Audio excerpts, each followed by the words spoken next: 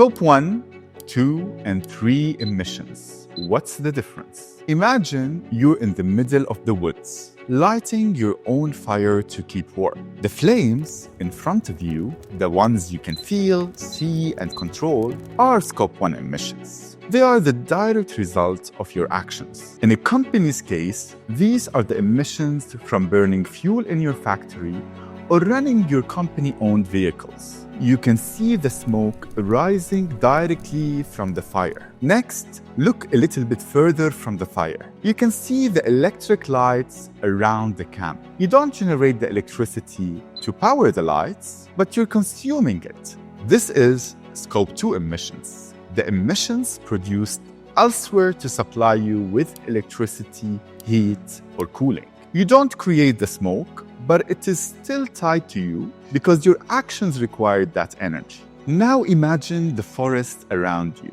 trees, rivers, and wildlife. The whole ecosystem reflects Scope 3 emissions. It is everything around your campfire that you can't directly control, but it is still impacted by your activities. Scope 3 is like the impact you have on the entire forest by gathering wood, scaring wildlife, and leaving waste behind. In a company's case, it includes emissions from suppliers, the raw materials you use, and even the way your consumers interact with your products. Usually, businesses focus a lot on Scope 1 and 2 emissions, but the majority of emissions are often Scope 3. More than 70% of emissions in many industries. But what about Scope 4 and 5 emissions? You've probably heard of Scope 1, 2, and 3 emissions. But what are Scope 4 and 5 emissions? Scope 4 emissions, often called as avoided emissions, shift the focus from our emissions to thinking about the emissions we can help avoid.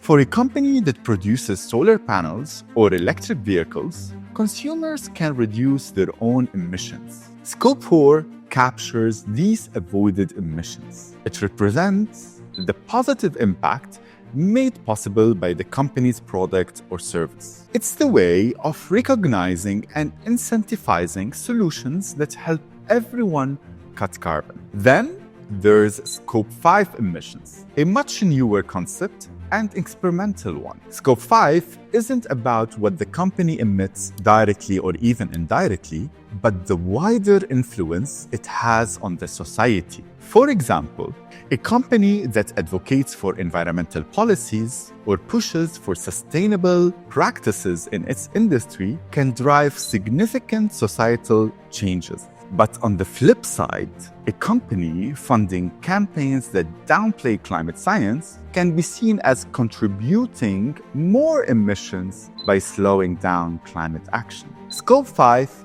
asks, what kind of ripple effect is your company creating? It's holding businesses accountable for the bigger picture, their role in shaping societal norms, policies, and consumer behaviors. So while Scope 4 and Scope 5 aren't officially part of the Greenhouse Gas Protocol, they push us to think more holistically. They challenge us to consider how businesses can be part of the climate solution, not just reducing their own emissions, but actively enabling others to do so. In a world where climate change requires all hands on deck, Scope 4 and 5 represent the next frontier. It's a reminder that real impact is more than just reducing emissions within the company's walls. It's about making every choice count for a cleaner and greener future.